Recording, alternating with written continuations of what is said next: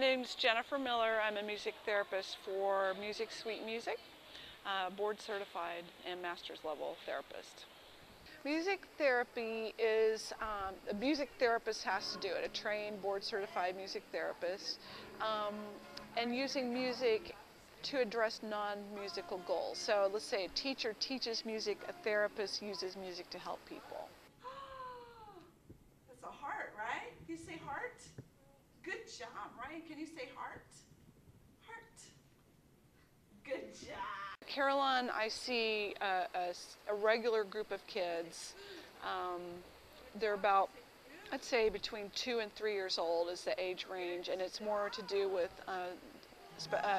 disabilities, speech, physical disabilities, and I work with a group that addresses the goals that they have in therapy. And so speech therapy, occupational therapy, and physical therapy.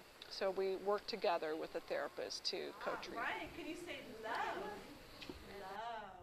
Ryan, I believe, is 2.5 years old. He has some speech deficits, but he is catching up. He was born with a perforated bowel, and that definitely influenced his development. He was a little bit behind, but he is catching up.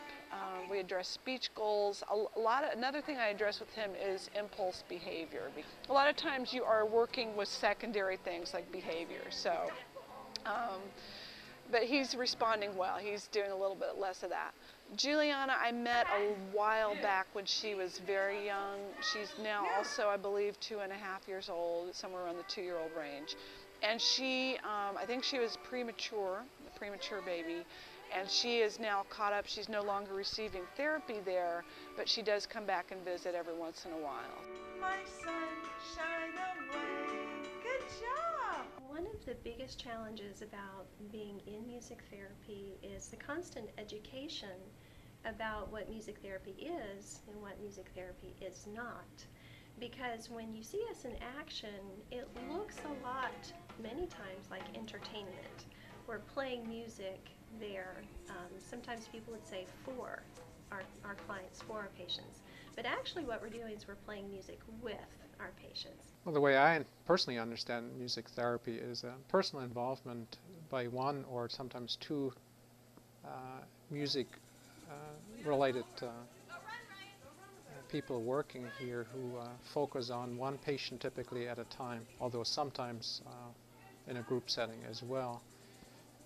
They use music instruction, music interaction to facilitate care of patients, both children as well as adults, who are hospitalized sometimes for extended periods of time for different purposes, to reduce anxiety, to facilitate cooperation with the medical team, to distract, to comfort, to please.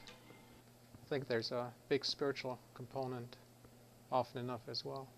I think people who are engaged in music therapy, and I've seen that on numerous times, will be far less hyper, far less agitated, more able to focus, more coordinated in their activities. There are certainly situations where music therapy might take the place of a certain medication or other interaction. I could envision music therapy functioning effectively on the level of some medications that would be used to sedate people.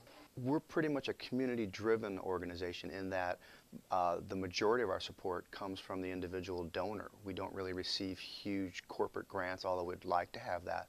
But to this point, we've received a couple nice grants from a couple companies, but we aren't funded specifically by any major corporation. And all of the money that's raised goes back to the therapists. So as far as administrative positions, none of myself and the rest of my board members, none of us are compensated financially. Don't worry about a thing, 'cause every little